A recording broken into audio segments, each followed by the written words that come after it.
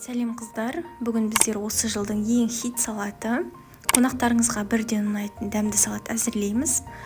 Ол үшін ең алдымен тауықтың осындай төс етін әдемі кубик етіп турап алып, үстіне бір ас қасық шекер, қант және кукурузный крахмал, паприка, сарымсақ, сұйық май қосып, жақсылап араластырып 20 минутқа маринадқа қойып қоятын боламыз. Содан кейін осылай баклажандарымызды алып, кубиктап турап, сыртын ашып, тұзды суға салып қоятын боламыз.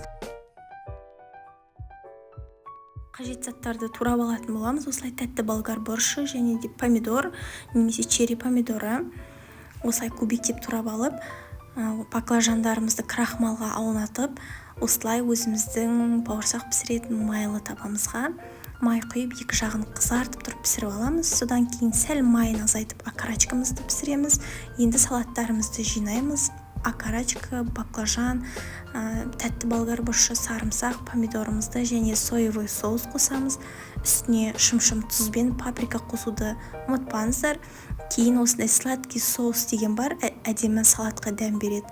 Соны қосып, жақсылап араластыратын боламыз. Отбасыларыңызға ұнайтынына сенімдімін. Бір жегеннен ақ көңіліңізден шығады. Арнама жазылуды ұмытпаңыздар.